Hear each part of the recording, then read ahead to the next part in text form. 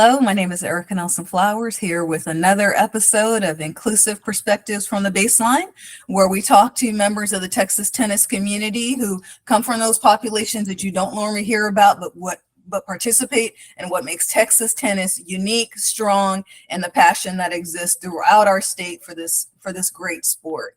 I'm happy to be joined by four tennis officials who cross over multiple areas of officiating in terms of their time involved in the game. And certainly they all have unique perspectives that I'm excited to learn about.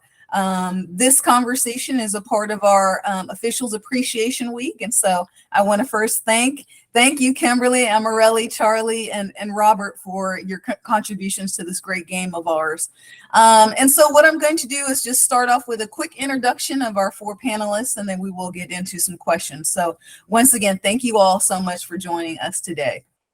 Coming from Lubbock, Texas is Charlie Zhang. He is a student at Texas Tech University. He has also been a Texas an official here in the Big 12 Conference, and has worked all levels, including USTA tournaments, UIL, ITF wheelchair events, and then also the Big 12 Conference. Started officiating. Well, as a sophomore, he started, was it playing or officiating, Charlie? Officiating as a sophomore. Officiating at the age of 15. And so really cool that you've now got a few years under your belt and is on the pre-med tech track at Texas Tech, and certainly looks forward to officiating well into the future. And we're happy to have you. And we certainly hope that you do that. Robert Dean, a veteran official across many different sports, from certainly track and field, basketball, football, and most recently has joined the tennis ranks. Has spent 2 years as a certified USTA official, one as a provisional certified ITA official, and certainly has some stories to tell in terms of, I'd be curious, Robert, what your experiences across those different sports are in comparison to us with tennis. So thank you again, a retired U.S. Navy member of the Armed Services, and certainly an FAA private pilot, and many other accomplishments to go along with his 4 years as a member of the Houston National Cemetery Honor Guard, and many other many other components. Retired school administrator as well, 28 years there. So thank you, Robert, for being with us today. Kimberly Tran is currently a senior at Baylor University, nutrition and political science double major on both the pre-dental and pre-law tracks. And in her free time, certainly lends her skills to us in the tennis world. Was a USTA player, began playing at the age of 8, and has played Super Champs, the Texas Slam, and some nationals. And just started officiating this spring. So excited to have you, Kimberly. Thank you so much for being with us. And Emarely, Rosa-Davila, she lives in Denton, just a few miles from me here in Dallas. 6 months of officiating, so new to the game too. Excited to have you with us.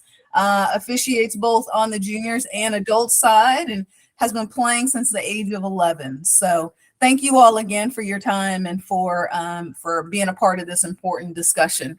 Well, as I began, I really hope that you, as well as our audience, really leave this conversation having had the opportunity for our audience to further appreciate your experiences, and you to tell your story a little bit about how you came into becoming an official, and what it's been like for you at this time. And as we continue to grow our sport as it relates to our officials, and certainly with the help of Jesse Ruiz as our Texas growth manager.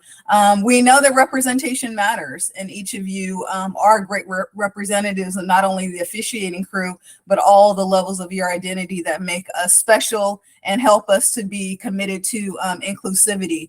And so I thank you for, again, you could be doing a lot of things with your time, but you decided to devote part of that to tennis. And so we're going to start with you, Kimberly, with this first question. As an official and a member of an underrepresented community in tennis, what do you hope that your work as an official says to others who share your identity and to the tennis community as a whole?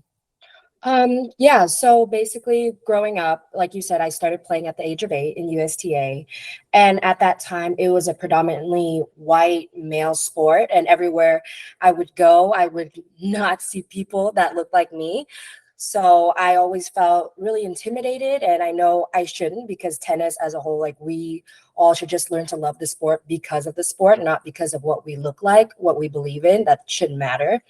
But also seeing officials, I saw mostly white males and more of like the older generation. I didn't see much younger officials or officials that I felt like, were female or I felt comfortable approaching.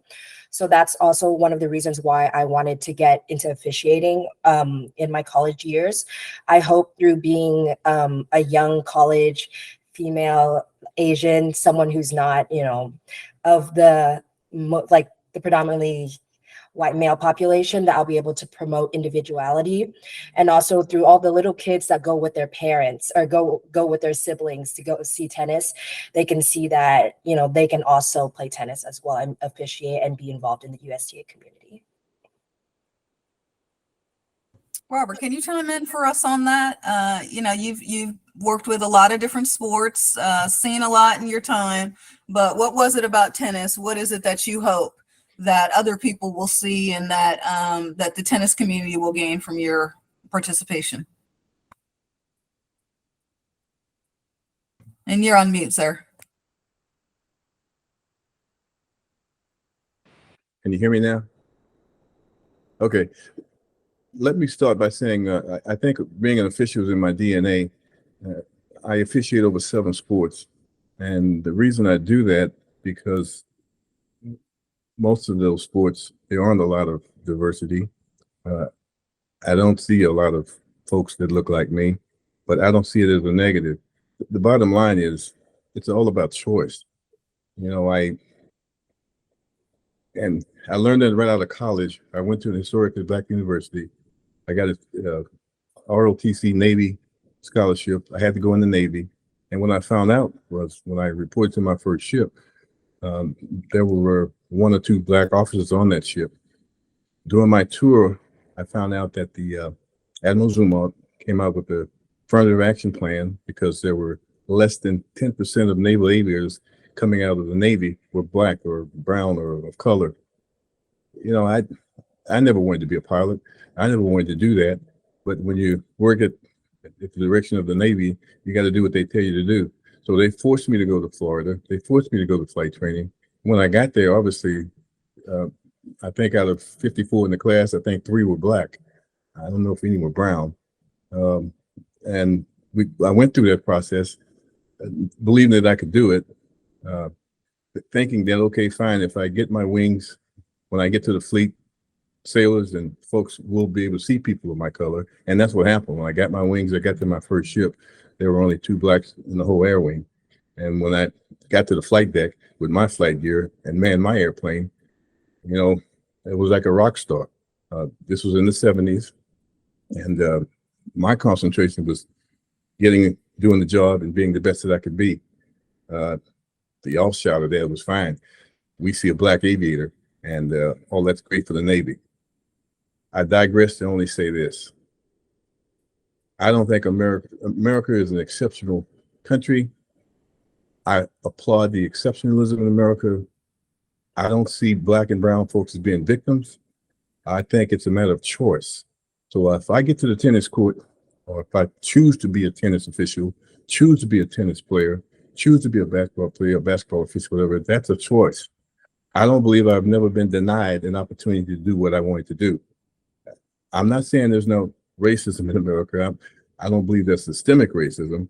I believe that you choose to do what you want to do. And if we don't have Black, brown, or whatever kinds of officials or players in any sport, I choose to believe that it's because they choose not to be a part of that sport or to participate in that, not because of they're being denied because of the color of their skin or the content of their character, such as that. So let me make sure you understand what I'm saying. I believe that Texas or whatever, USTA or whatever sport you're involved in, if people want to be officials, if people of all colors, Americans, want to participate, fine. They have a choice to do that. They have the mechanism to do that.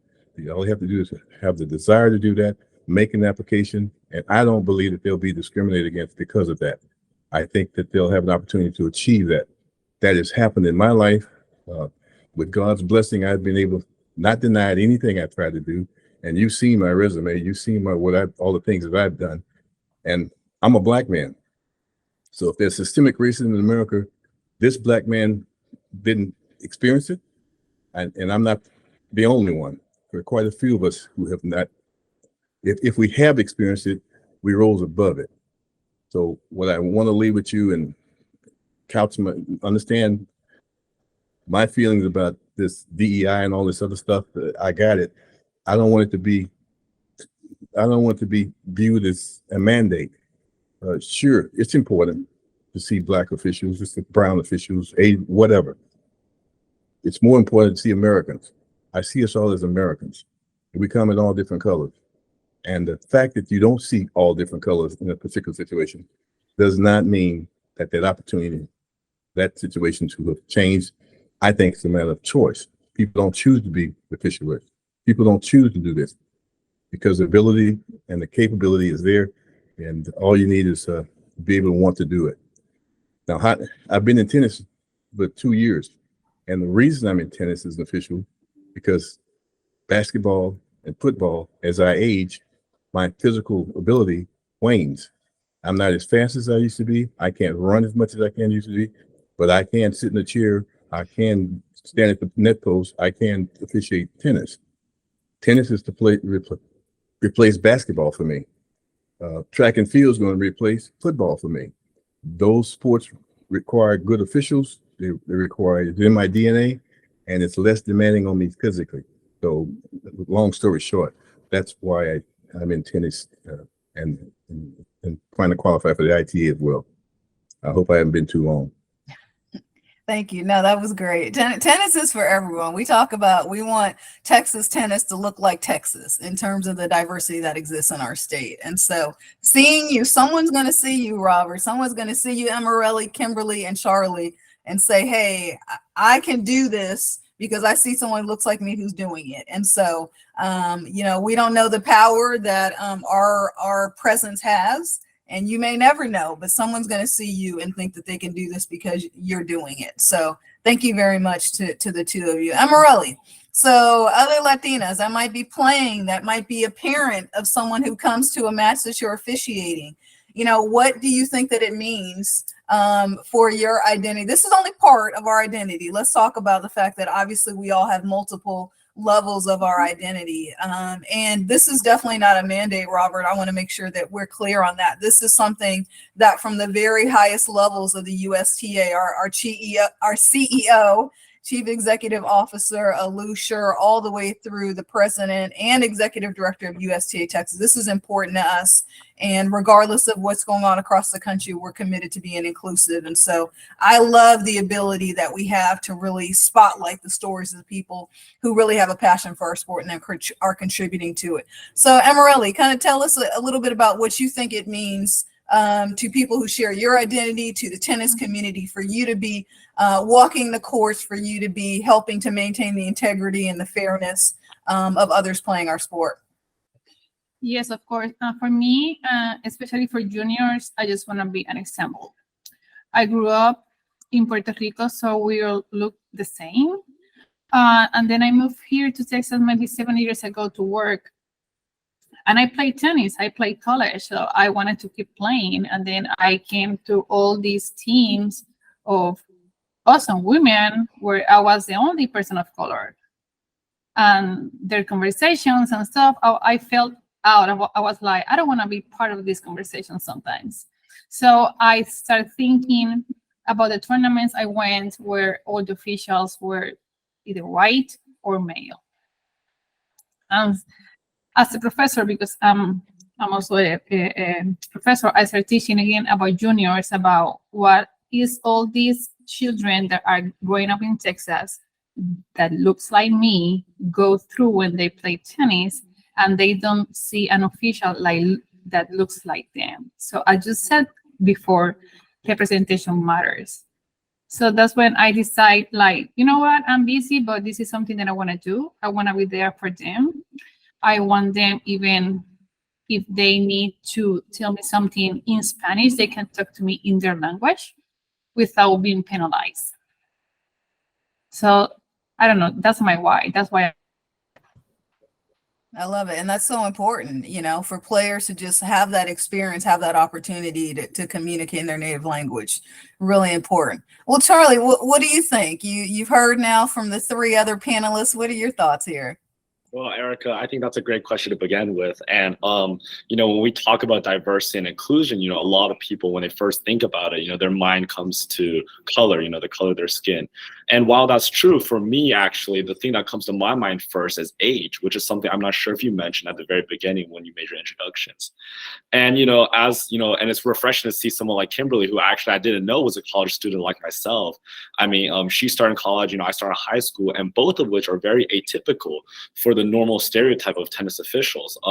I was a player as well when I played juniors. Obviously, I wasn't good as Kimberly, and I didn't play college as either. But I did play a little bit of juniors, and I played high school. And when I played, it's like what everyone else has mentioned. The stereotype is, you generally see white male officials, but also on top of that, most of them are old. Most of them are in their 50s, 60s, 70s. They have white hair. And, and I think that, the kind of the why I started is because I want to be the exception to that, having started as a sophomore in high school when I was just 15 years old, I really pursued this, I think I really surrounded myself with a lot of great mentors, which I think should be the norm, but wasn't when I first started, and still is a challenge that, that we're trying to tackle. And I found a lot of good people that are willing to believe in me as someone who was still a high school student, and really helped me push and pursue these opportunities that I was given. I consider myself very lucky. And kind of the reason why I'm still, even as a college student, why I'm so still in love with the sport and hope to be a part of it, throughout my life, is because I hope to, encourage those around me. When I work junior events, when I work UIL high school events, I hope, the players are able to relate to me as I was just in their shoes a few years ago. And I hope that, I can kind of pass it forward and kind of encourage those that are young. It's like what Robert said, it is a choice. And, there's a lot of people that I know that are my friends or people that I've come across that I know have the capability to do it. And they just sometimes need that mentor that's been through their shoes to guide them along the way, like many before me have guided me along the way. So that's kind of the reason why I joined as a tennis official. Thank you for that. Yes, Kimberly, something to add? Yeah, just something really quick. But one thing that also coming off of what you said, Charlie, like when we both mentioned that we're really young to be officials, one of the first tournaments that I started officiating, I had some middle schoolers and some high schoolers come up to me, and even like a middle-aged lady who had her son who was in 12s or 14 say, "I've never seen someone like you. Like I've never seen someone your age." And then I had some younger kids, because like I'm quite an extrovert. And when I was on my lunch break, I was just walking around, eating and talking with everyone.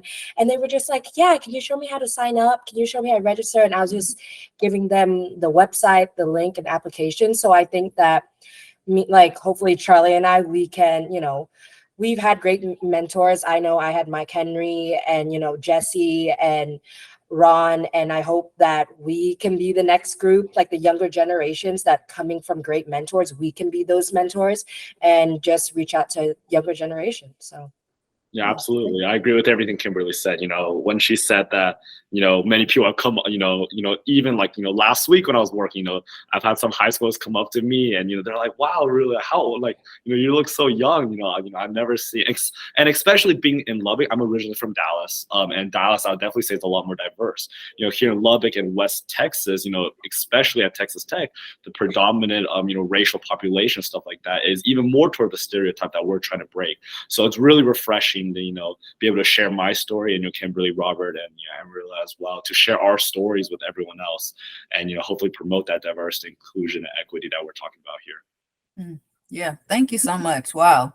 I'm just going to let you all go. As you have thoughts, let's go with that. And definitely, some of these comments that you all are making, they're not even going to always be teed up by a question. And so I love the fact that Kimberly, you jumped in there. So, so for those of you who were players or are players, how do you think that that impacts you and your ability to be an official in terms of, you know, having the nuances of knowing maybe why a player had a certain question or comment regarding play? Anyone who wants to jump in. Okay, I guess I'll go again. Yeah, I've been a player, and I think I played pretty much every tournament under the sun. I was so extremely involved. And one thing, like I said at the beginning, of seeing a lot of older white males as officials, and I come from a family of immigrants. I'm Vietnamese, and my parents they can speak English, but not fluently. And one thing is, I would have lots of experiences where I would be playing against white females, and because that would be the majority of my opponents. So the officials would also be white males, or even if they were female, they were white.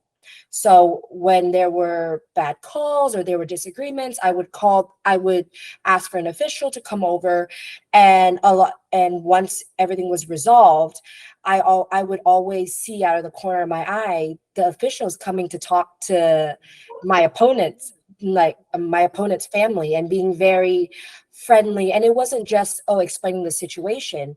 And then when my parents would approach them, I saw they would be not as welcoming, not as informative. And I would hear afterwards that my parents were told a completely different story, pretty much. And I think my family was, because they don't know English as their first language, which is not a crime because of, the Vietnam War. I don't think that's a crime.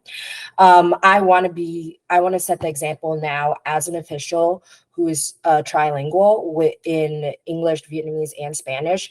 I want to be able to approach players who, like when one of my first tournaments I started working, there are some players that came from, I think, Guatemala. And like there's some players who came from Vietnam, and they were just playing. They just moved over. I wanted to be able to reach out to their parents and to them as well. And some people came from Mexico. So I just want to be able to reach out and be able to communicate with them and make them feel welcome, and not have that pit feeling in my stomach that I'm being discriminated against. Even though that did not happen a lot, I would be lying if I said that it didn't happen in my 10, 11 years of playing USTA. Yes, I can add to that because it happened to me too. I'm talking about, you just remind me, nationals in 2002. Don't do the math.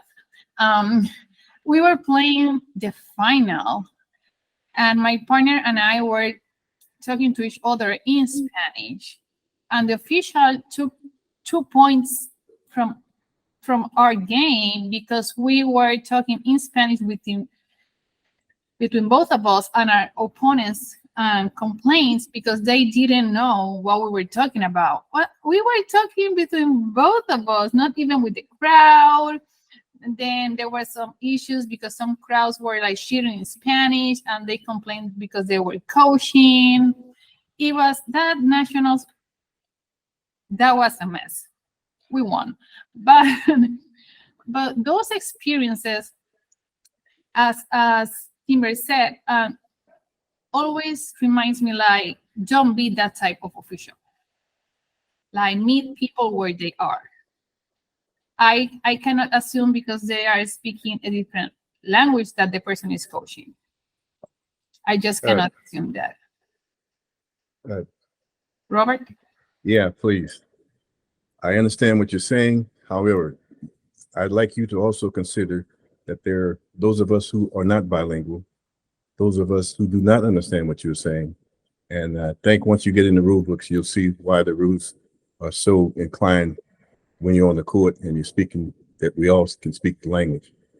Forgive me for us not being bilingual or trilingual, whatever. However, our national language is English. And when you speak English, everybody does. We don't have the gift of being bilingual. Then we can better enforce the rules. So I hear what you're saying. I respect what you're saying.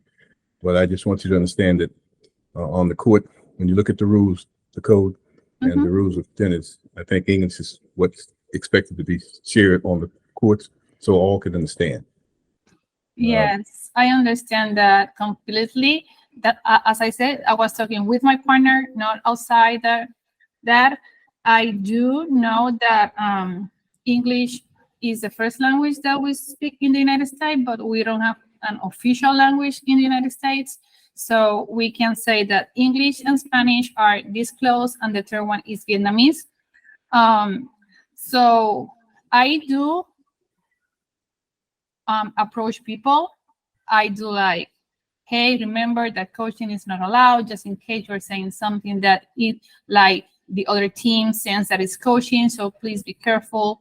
Don't talk to the players who are the points or playing. I do that, of course, as an official. I do that, but we need to meet people where they are. We cannot penalize people just because they are not as fluent as we are. Like, maybe they speak a different language that I don't know. But again, I feel like I need to meet them where they are, because tennis is for everyone. It's not just for people who are just English speakers.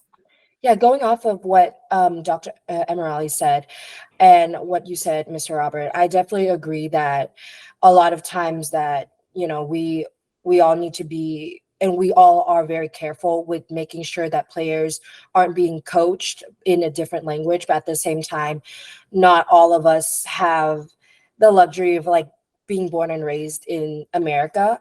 What's beautiful about the United States is that we embrace all cultures and we embrace all people who come here with different backgrounds, and not everyone has the luxury of having English as their first language. So I think what we bring to the table as people with different ethnicities is that it's not a crime. It's not a crime to anyone who isn't bilingual or trilingual, but it's just that we can reach a larger population of different cultures, and maybe we can help them feel more welcome and not feel that they're being targeted. Because for me, a lot of times I just want to make sure people are being given the benefit of the doubt initially, because as a player, a lot of times, like, even though English is my first language, a lot of times when I was frustrated on the court, I would say something in Vietnamese. It wasn't a profanity, but I would just be like, come on, move your feet. Come on, like more top spin, or stop hitting the net. And because the official, like, he didn't understand it, no, it's nothing against him, he would often penalize me. And so that's something that I just want, as an official who has the opportunity to know, like, to be bilingual or trilingual, like you, Dr. Emarely, and you, Charlie, then we're able to help those players so they're not being wrongfully penalized, but we still enforce the rules. Okay, let me be clear. I don't know if you were wrongly penalized or not, but I'm asking you to at least understand it's not a matter of culture. It's not a matter of English being an official language. What I'm saying to you is, as an official, I've done my roving, I've done my shadowing, I've done that. If something is said in a language foreign to me, not in English, I don't know what you said. I'm not blaming you for being bilingual. I'm not blaming me for not being bilingual. What I'm saying is, and I think if you read the rules, and you will, and you share if you haven't gotten there, my mentor, and the instructions that I got, that if a foreign language is being spoken, it is to be addressed, not as a penalty, as a request. And I've done that in a match already. I've asked the player, not as a penalty, but please understand that I don't speak Spanish. I'm not understanding what you're saying, but there is a code. And, whether you're saying, if it's English profanity, I can recognize that, which is an immediate code violation. But if whatever you're saying is Vietnamese or Spanish or Italian or whatever, I don't know what you're saying. And as an official, on the crossover, in the break, or whatever, change or whatever, I can say to a player, please if at all possible, speak English so I can understand and help officiate the match. I certainly don't want coaches or parents yelling over the fence in a foreign language, because I don't know if they're coaching or not, because I can't speak the language. And so I've spoken to parents about that. I don't mean to be judgmental. I don't mean to be, I just think that to understand, those of you who are bilingual, trilingual, or whatever, understand that you have a distinct advantage, and I can't enforce, wrong word. I can't be a better official to the game and ensure fairness if you're speaking all these different languages, and me, the official, and the other two players who are non-bilingual can't understand what you're saying or what's being said to you. And I'll leave it at that. So I don't mean to be misunderstood, but I'll leave it at that.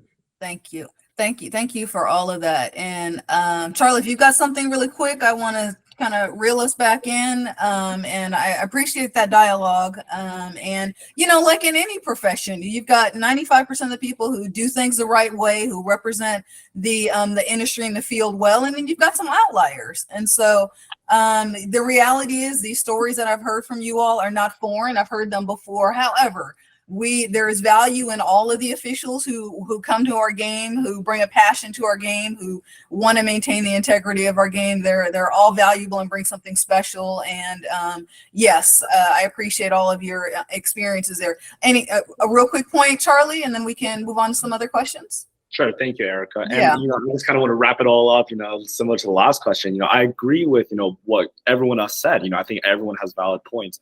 And you know, when I first started officiating, even now when I work the NCAA Big 12 level, you know, Division I, you know, foreign language is a big topic. You know, as an official and as a player, as a former player myself, you know, most of these college players, a lot of them at the Division I level are recruited from foreign countries such as European countries or Southern Latin American countries.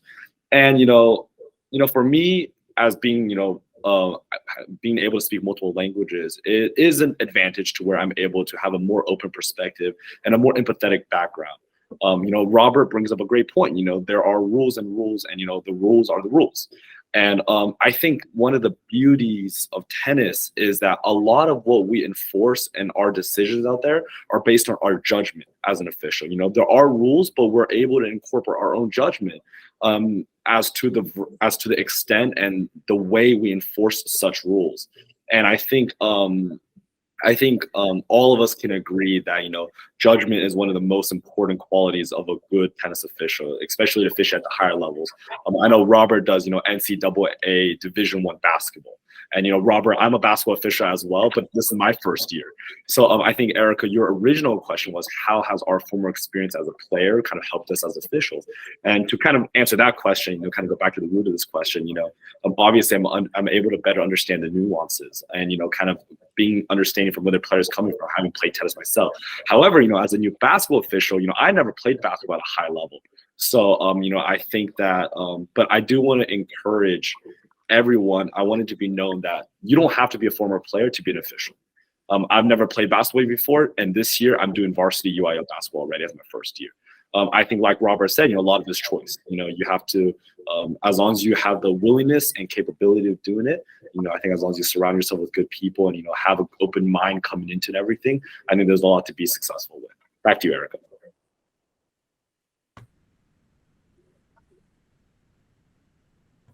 Sorry. So, as we think about you all being that presence that allows other people to see this as a potential, side job or, way to make a little bit of extra money opportunity in the tennis field. So what do you feel like we can do to help foster, we meaning USTA Texas, can continue to do to foster a culture of respect and support for officials who are in your shoes, who are underrepresented in the field of officials? So what can be done to help people feel, a greater sense of respect and support as officials in tennis? And Emarely, can you start for us, please? What can we do? Hopefully, first we can bring, for example, more female officials. I think that is something important. And I know that when Jesse was talking to me when I was through the process, he always told me, like, we need more female officials. So what can we do to help them at least? I want to start with more chances to be on court officiating. Sometimes I feel like, the referees has their own group of officials and they use them like most of the times, and then others don't get called like as often. So I think that we need more chances. And I'm not talking about myself because I do this like when I have the time, but others that do have the time and want to be there, they need like the break to be out at the court working. Also, I want to say, in my experience, having a mentor has been great to me. My mentor, well, I don't know if she knows that, but I consider her my mentor. And Jeanette Escutia, she's amazing. She's amazing. So, like, having someone that look like me be my mentor has been a great experience too. Yeah, I kind of want to add on to what she just said right there, and how important mentorship is so important. Jeanette, I'm from downstairs, so Jeanette, and Kimberly, I know you mentioned, Mike Henry, Ron Gousset, they're all good colleagues of mine. I think I've, as a part of the USTA Texas Officials Committee as well, one of my initiatives when I first applied to be on that committee is, the recruitment and inclusion of Gen Z officials, because that's something that's near and dear to my heart. Being from the DFW area and now, going into my 6th year of officiating, I've come across so many different colleagues, friends, and now, especially mentors of mine. And now I'm trying to put myself in those shoes of being a mentor. Going back to directly to answer Erica's question, something that I really value is mentorship. Whenever I recruit at the high school level, or I recruit from my old high school team, or I recruit from, college tennis teams, the thing that I offer the most and that I want to stress is that, apart from being a colleague, I want to be your friend.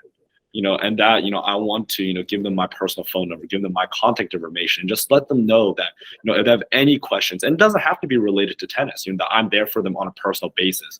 I'm not going to be there. I'm not going to see them only on Saturday and Sunday or at a USTA event, but, Monday through Friday as well. If they have a question, I'm always there for them. My phone, I'm just one call away, one text away, because when I've been trained, under everyone, all those names that were mentioned before. And, for me, Marvin Smith, Kevin Foster, who was the former chair of the USTA Texas Officials Committee when I first started, they have all been there for me. They've been a mentor for me and someone that I know that we're only one call away. And, I still catch up with them even to this day. I know, a lot of these people, they're not in the same area, not in Lubbock like I am now, or, they're moved on to other things as well, or they're retired.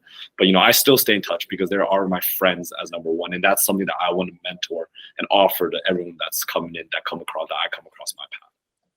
Yeah, going off of what Dr. Emarely and Charlie said, I definitely feel that for me as a new official, I think I've been very blessed to have Mr. Mike, Mr. Ron, and honestly, Jesse has been a huge help. He's one phone call away every time I call. I'm saying, what does this stand for? Or like anything, he's always there for me. And I think one thing that Dr. Emarely said is we need to be able to give newer officials the opportunity to be on court and give them experience, because a lot of times I know new officials have been turned down because they said, oh, I already this is an important event, I have like an experienced official already. New officials are never going to be experienced officials if you're never on court. We're never going to get more practice, because with every tournament comes a different situation. We might have a medical timeout in this one, and then 5 months from now, we'll have a bleeding timeout that you didn't learn in shadowing. Every tournament comes with its own unique situations. But if newer, and especially for us, like us, Charlie, we're Gen Z, a lot of times we might not be taken as seriously. And this is not against any of our mentors, but of course, the mentors and the referees don't want the tournament to go poorly, or they only have a limit for how many officials. But if we aren't trained properly, and if the newer officials aren't trained, and if it takes us 6 to 8 months to get officiated and then to work one tournament, people, especially younger people like us, we're not going to be motivated to continue on and be involved in USTA. And also going off of what you said about recruiting, I think it's important that USTA, we start to reach out to all high schools, club tennis for college. I think that's really important, and make sure that everyone who comes is representing as many different backgrounds as possible, so that little kids who are easily influenced, like they look to the panelists and the speakers, and they can find someone that looks like them. Last but not least, my comments to new officials. And I'm new in tennis. I've got a lot of years in other sports. I'm learning the rules, the code, friend of the court. I don't want to be on the court just because I look like someone else, or they see me because I look like them. I need to be professional. I need to know what I'm doing. I need to know the rules, and I need to be patient with my mentors who are guiding me through this process, and I need to be competent. Competence to me is more important than being age out there, color out there, language out there, what you look like, not getting the opportunity. Make sure when you get that opportunity, you're ready for it. And that means knowing the rules and knowing what to do as a certified U.S. tennis official. So be patient, work hard, study, and be prepared when you're called upon. I don't think we should be putting a bunch of new officials out there because we're lacking officials, or because we don't have enough people who look like this or look like that or this or whatever. We need to put competent officials out there, and those of us who are new to the sport need to learn the sport as an official. Be professional, look professional, act professional. And I think as you work with your mentors and you become capable and available, then you'll get the tournaments, you'll get the call, word will spread like wildfire, and you'll see that you're being called to serve a tournament, not because of your age, not because of your color, not because of your language, but because you're a certified, competent official. Yeah. Yes, I love definitely. that. Yeah. Sorry. Oh, sorry, Kimberly. I'll let you finish your point, and Oh, then we've no. got one last quick one. Yeah, no, of course. And definitely, like Robert, I definitely agree. Like, we shouldn't be putting officials out there who aren't prepared. But at the same time, all officials, we go through lots of module training. And everyone who's done their in-person shadowing as well as their knowledge checklist have proven that they have the capability to be a competent official. And I'm saying that with practice and with exposure, nothing is as important as getting on-court exposure. And you can't get that experience from just waiting. And I'm just saying that with your mentors, with the help of your mentors, then we can get better exposure, because then that's how we're able to improve and grow as officials. Back to you, Erica. Yeah, no, thank you. Thank you for that. Yeah, I think people are definitely going to look to all of us to be competent in our jobs. But before word comes out of our mouths, our brains are automatically, calculating who we think we are, who we think this person is. And so they're going to see our outer experience and appearance before they get to see how competent and talented we are. So you all have certainly given a great perspective. So as we close out, just in 30 seconds or less, can each of you just share, what do you love most about being an official? And I will share for all of our viewers that at the end of this discussion, there will be information about how to learn how you too can become an official. So Emarely, we'll start with you, Kimberly, Charlie, and then we'll end with you, Robert, on what you love most about being an official. Being out there at the court, meeting people, the networking, be there for the players when they need me. Of course, enforcing the rules. I know, but I do that a lot. And just doing something that I love. I love tennis. I love people. I love diversity, and I love how I can work on the inclusion of that. It's like the diversity is like I have all the ingredients, but the inclusion is how I mix all of that when I'm working. I just love to do that when I'm playing tennis or officiating. Is it me or you, Charlie? I forget. You can go. You got it. Okay. Yeah. So for me, it's been such a blessing to be back on the court. It was obviously having tennis be such an integral part of my life for so long, and then having to leave the sport for college and trying to pursue my academic goals. That's been really, it's been such a heartbreak to leave the sport, you know, from going to playing every day to just playing on weekends or playing on school break. So it's been such a blessing to be back on the court, to see all these young players, you know, and see so much talent and so much potential in our state. It truly gives me so much hope for you know, for USTA tennis and the future of our sport. Yeah, and I mean, for me, you know, the thing that I love the most is the people. You know, whether it's the players, the parents, the spectators, you know, even the coaches. You know, which, you know, a lot of people would disagree at the college level. At the college level, I meant the coaches, and you know, even my fellow, you know, colleagues, whether they're mentors or my mentees. You know, the people I've met and come across is inspiring, and you know, the beauty of tennis officials, and what I think does make it a little bit more unique than other sports that I think Robert can attest to, is that for most tennis officials, most of us, this is our part-time job. You know, this isn't our full-time career like a lot of basketball officials are. You know, that means that a lot of people I've come across all different walks of life, whether they're former bankers or former doctors, or, you know, even they're still working in their full-time job. You know, for me to be able to intake their life experiences and kind of incorporate unique and diverse perspectives, kind of, you know, taking their story and mixing it with mine, and, you know, taking the best of everything that I've heard from all these different types of people and incorporating and molding it into my own unique perspective, and be able to kind of share that with everyone that comes after me, is something that I really enjoy. And, you know, it's inspiring for me. And, you know, it's just something that I hope that everyone can embrace and appreciate. Robert? I think it's like I said, I appreciate a lot of sports, and officiating is in my DNA. And the reason is because it's the integrity of the game that we're there to protect. As we all know, these sports would be in total chaos if it weren't for officials and the dedication that they have for the sport, the training, the learning, and that. And it's vitally important. Can't do it without us. So we're there to protect the integrity of the sport, whatever sport it is.